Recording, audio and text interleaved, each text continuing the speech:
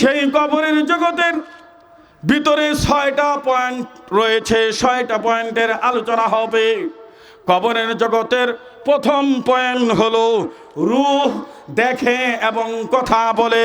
2 number point স্বয়ং কবর কথা বলে।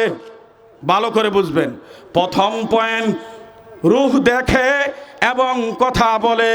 মানুষের ভিতরে যে রূহটা আছে, রূহটা যখন বের হয়ে যায়, ওই মানুষকে যখন গোসল দেওয়া হয়, ওই মানুষটাকে যখন কাফনের কাপড় পরানো হয়, ওই মানুষটাকে যখন খাটকিতে চড়াইয়ে নেওয়া হয়, ওই সময় ওই মৃত ব্যক্তির রূহ দেখে এবং কথা বলে। 2 নাম্বার স্বয়ং কবর কথা বলে। 3 নাম্বার কবর চাপ সৃষ্টি করবে। 4 নাম্বার কবরে প্রশ্নোত্তর পর্ব হবে। 5 নাম্বার নেককারদের জন্য কবরে কেমন সুখ হবে, বদকারদের জন্য কেমন দুঃখ হবে। 6 নাম্বার এই মৃত ব্যক্তির রূহটা কোথায় থাকে, ইল্লিয়িনে না সিজ্জিনে। কয়টা পয়েন্টে কথা বলবো? 6টা। 6টার মধ্যে মনে হয় 2-3টাও বলা যায় কিনা। এই শুনাইলাম ওয়াজের 6টা পয়েন্টের উপরে আলোচনা। প্রথম পয়েন্ট আমি নিয়ে যাই, রূহ দেখে এবং কথা বলে। ও মুসলমান বাবারা আমার, বন্ধুরা আমার, পর্দার আড়ালের মা ও বোনেরা আমার, দিলের কান দিয়ে শুনেন। যখন মানুষ মারা যায়, মারা যাওয়ার পর সঙ্গে সঙ্গে তাকে কিন্তু গোসল দেওয়া হয়।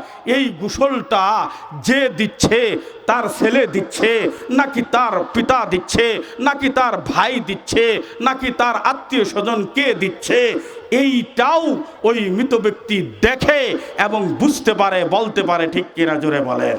কিন্তু আমরা বনি আদম শুনি না। এটা আমি হাদিস দিয়ে প্রমাণ করব পরে। প্রিয় উপস্থিতি মণ্ডলী, যখন তাকে গোসল দেওয়া হচ্ছে, শরীরটা ব্যথায় জর্জরিত হয়েছে, তখন ওই রূহ, ওই লাশ চিৎকার দিয়ে বলে, আমাকে আস্তে ডলা দাও, আমার শরীরটা একেবারে ব্যথায় জর্জরিত হয়েছে।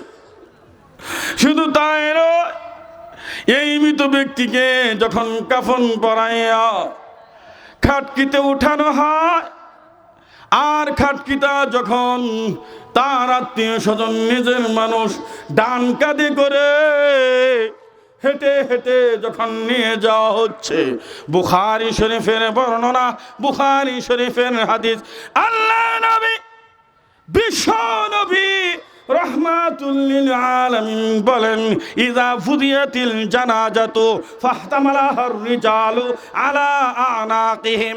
আল্লাহর নবী, বিশ্ব নবী রাহমাতুল লিল আলামিন বলেন, যখন ওই মৃত ব্যক্তিকে কাফনের কাপড় পরাইয়া ওই খাটকিতে চড়াইয়া যখন জানাজা পড়ার জন্য স্কুলের মাঠে, মাদ্রাসার মাঠে, ঈদগাহের মাঠে, মসজিদের মাঠে যখন নিয়ে যাওয়া হয়, তখন এই লোকটা যদি, এই মাইয়েত আবার 2 ধরনের হইতে পারে, নেককার অথবা বদকার।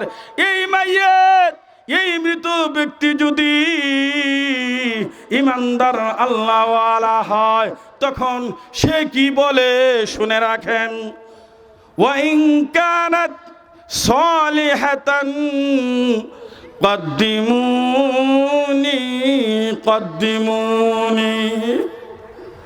আল্লাহর নবী বলেন, এই মৃত ব্যক্তি যদি নেককার, ইমানদার, আল্লাহওয়ালা হয়, নামাজি হয়, পরহেজগার হয়, আলেম উলামাকে মহব্বতকারী ব্যক্তি হয়, দাওয়াতে তাবলীগের মুবাল্লিগ ভাই হয়, সহি তাবলীগের প্রিয় মুসলমান ভাইরা আমার, তখন এই মৃত ব্যক্তি বলে খুশিতে বাকবাকুম হয়ে, খুশিতে আটখানা হয়ে, কদ্দিমুনি, আমাকে তাড়াতাড়ি নিয়ে যাও, আমাকে আগে আগে নিয়ে যাও, আমার শান্তির জায়গায় নিয়ে যাও, আমার আরামের জায়গায় নিয়ে যাও, আমার জান্নাতের টুকরায় তাড়াতাড়ি নিয়ে যাও।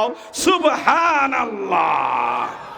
পক্ষান্তরে আল্লাহর নবী, বিশ্ব নবী রাহমাতুল লিল আলামিন বলেন, ফাইন কানাত গায়রা সালিহাতিন قالت لأهلها يا ويلها أين يذهبون بها আল্লাহ নবী বিশ্ব নবী রহমাতুল লিল আলামিন বলেন, এই মৃত ব্যক্তি যদি বেনামাজি হয়, এই মৃত ব্যক্তি যদি সুদখোর হয়, এই মৃত ব্যক্তি যদি ঘুষখোর হয়, এই মৃত ব্যক্তি যদি ইসলাম বিদ্বেষী নাস্তিক মুরতাদ হয়, এই মৃত ব্যক্তি যদি আলেম বিদ্বেষী মানুষ হয়ে থাকে, এক কথায় এই মৃত ব্যক্তি যদি বদকার বেনামাজি হয়, তখন সে কি বলবে? লি আহলিহা ইয়া ওয়াইলাহা আইনা ইয়াযহাবুনা বিহা। ও আমার আত্মীয় স্বজন, ও আমার পরিবার পরিজনের লোকজন, এই মৃত ব্যক্তি এত চিৎকার দিবে, এত কান্নাকাটি করবে, চিৎকার দিয়ে কান্নাকাটি দিয়ে বলতে থাকবে, ইয়া ওয়াইলাহা ইয়া ওয়াইলাহা, হায় হায় আমার কি হলো, আমার কি হলো, আইনা ইয়াযহাবুনা বিহা, তোমরা তাকে বা আমাকে তোমরা কোথায় নিয়ে যাচ্ছ? আমাকে নিয়ে যেও না, আমাকে নিয়ে যেও না, আমি ওই কবরের শাস্তি সহ্য করতে পারবো না, আমাকে নিয়ে যেও না, আমাকে বন জঙ্গলে রেখে দাও। এইভাবে চিৎকার করবে, এইভাবে কান্নাকাটি করতে থাকবে।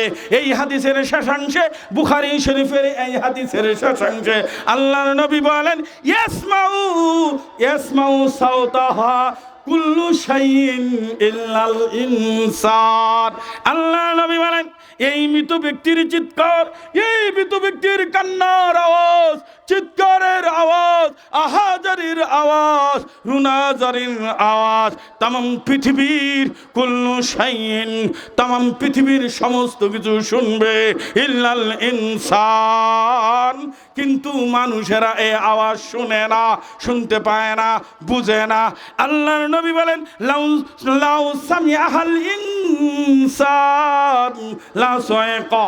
আল্লাহর নবী বলেন, যদি মানুষেরা এই মৃত ব্যক্তির চিৎকারের আওয়াজ শুনতো, তাহলে লা সায়কা, ওই মৃত ব্যক্তির চিৎকারের আওয়াজ শুনে ওই জীবন্ত মানুষগুলো হাত ফেল করে মারা যাইত, অজ্ঞান হয়ে যাইত। নাউযুবিল্লাহ। প্রিয় উপস্থিতি মণ্ডলী, এই হাদিস দ্বারা প্রমাণ করলাম মৃত ব্যক্তির রূহ দেখে এবং কথাবার্তা শুনে কে কি করতেছে। প্রিয় উপস্থিতি মণ্ডলী, এই মৃত ব্যক্তির সন্তান যখন জানাজার নামাজ পড়াবে, এই মৃত ব্যক্তির সন্তান যদি আলেম হয়, যদি হাফেজ হয়, যদি কোরআনের মুবাল্লিগ হয়, যদি একজন মুফতি হয়, এই আলেম যখন পিতার অথবা দাদার অথবা ভাইয়ের জানাজার নামাজ পড়াইবে, ওই